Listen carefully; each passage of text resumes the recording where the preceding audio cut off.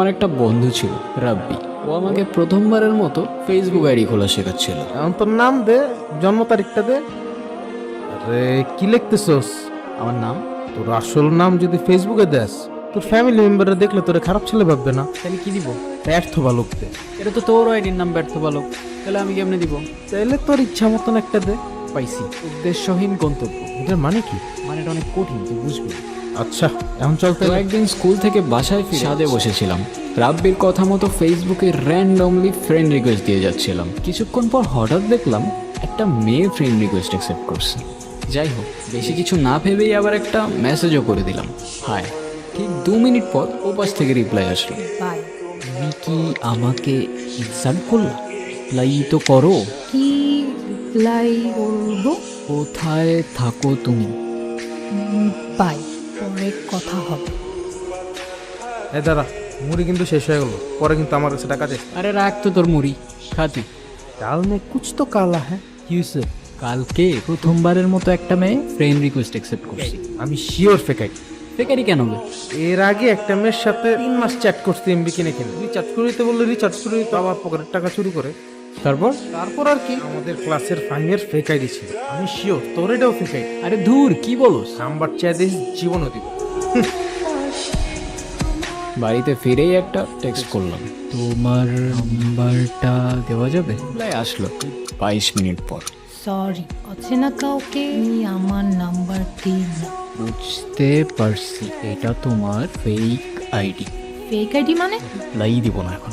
ওই hello, reply করো না কেন? দেখো আমার কিন্তু মেজাজ খারাপ করো না, ভালো হবে না বলে দিলাম। এই তোমার নাম্বার দাও, আমি কল দিচ্ছি। এই নাও।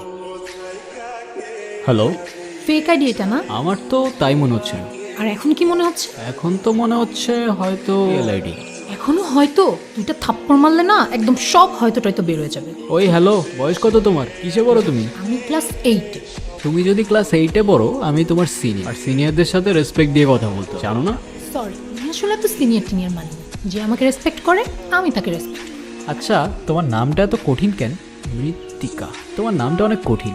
আচ্ছা, কঠিন হলে তুমি একটা নাম দিয়ে দাও। তোমাকে আজকে থেকে আমি মিতু বলে ডাকবো। কিন্তু নামটা কিন্তু অনেক কিউট আছে।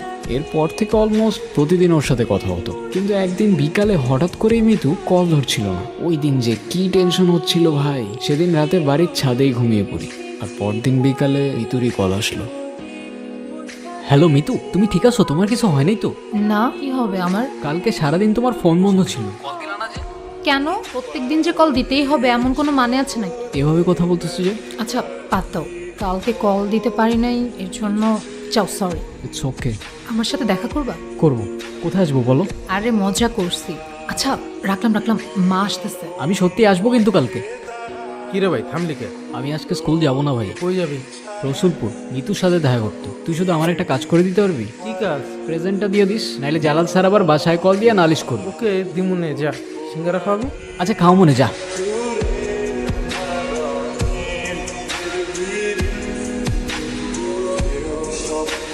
ভাই, আপনি কি এ এলাকার?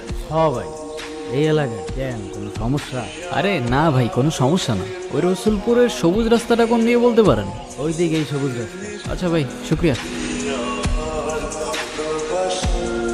মিতুকে আমি প্রথমবার দেখলাম, ওকে এতটা সুন্দর লাগছিল যতটা হয়তো আমি ইমেজিনও করিনি। মিতু? সানি, হ্যাঁ। কেমন আছো? এই তো আলহামদুলিল্লাহ। তুমি? ভালো। কিছু বলো। তুমি জানলা কিভাবে আমি এখানে থাকবো? মেয়েরা সব কিছু জানতে পারে। আচ্ছা, তুমি না বলছিলা আমাদের যেদিন প্রথম দেখা হবে তোমার ফেভারিট জায়গাগুলো তুমি ঘুরে দেখাবো আমাকে?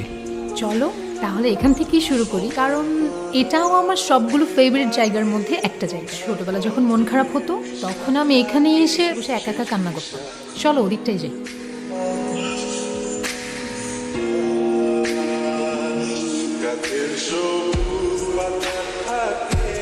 আমি প্রথমে ভাবছিলাম তুমি মজা করতেছো, যে সত্যিই আসবা আমি ভাবিই নাই। তুমি আসতে বলছো আর আমি না এসে পারি? ও আচ্ছা তাই? হ্যাঁ। আচ্ছা, আমার না কেন যেন মনেই হচ্ছে না এটা তোমার সাথে আমার প্রথম দেখা। আমার কেন যেন মনে হচ্ছে তোমাকে আমি অনেক বছর ধরে চিনি। মিলে গেল কিভাবে? আমারও তো ঠিক তাই মনে হচ্ছে। ব্যাপারটা কেমন ম্যাজিক্যাল না? না তুমি আমায় চিন্তা, না আমি তোমায়। কোথায় তুমি থাকতা আর কোথায় আমি, তাও আমাদের কিভাবে দেখা হয়ে গেল, ফ্রেন্ডশিপও হয়ে গেল। শুধুই ফ্রেন্ডশিপ? না, আই গেস ফ্রেন্ডশিপ থেকেও আরো অনেক বেশি কিছু। তুমি কালকে আমাকে জিজ্ঞাসা করছিলে না আমি তোমাকে কেন ফোন দিছিলাম না? হ্যাঁ, আমি তোমাকে মিথ্যা বলছি। আমি জানতাম, আমি খুব ভালো করেই জানতাম যে তুমিও আমার সাথে কথা না বলে থাকতেই পারো না। কি হয়েছিল বলো না আমাকে। ভাইয়া সেদিন মারছে আমাকে। মারছে কেন? সেদিন সকালে তোমার সাথে মেসেজ করতেছিলাম, ভাইয়া দেখে ফেলছে। ভাইয়া আমাকে জিজ্ঞাসা করছে ছেলেটা কে, আমি বলছি আমার ফ্রেন্ড। তারপর আমার আর কোনো কথা না শুনে আমাকে অনেক মারছে, আমার ফোনটাও নিয়ে গেছে। আচ্ছা তুমি কান্না করো না, দেখো সব ঠিক হয়ে যাবে। আমার না আর এখানে একটুও থাকতে ইচ্ছে করে না। কান্না করে কি হবে বলো, সব ঠিক হয়ে যাবে। কে রে তুই? নাম কি তোর? সানি। এখানে কি তোর? এখানে কি করতে আসছস? ভাই ওরা সকালে দেখে আমার সন্দেহ মনে হয়েছে। কি রে বল, এখানে কি করতে আসছস? ওর সাথে দেখা করতে। কার সাথে?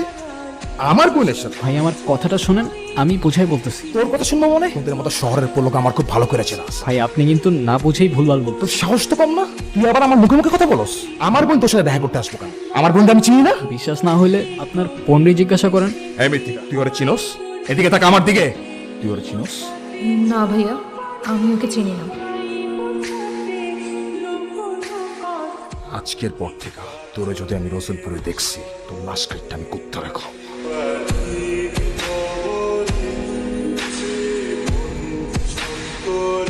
সেদিন খুব কষ্ট পেয়েছিলাম। এক মুহূর্তেই ও আমায় চিনতে অস্বীকার করে ফেললো।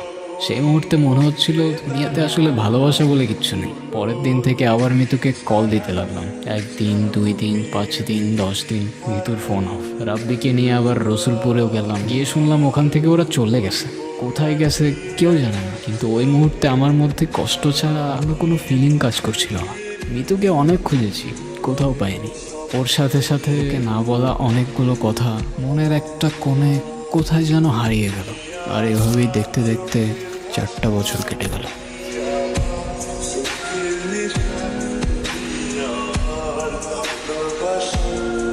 ওই হ্যালো, সিনিয়র এ এদিকে। ব্রো স্টপ ইট, ওর সাথে একদম ফাইজলামি করিস না।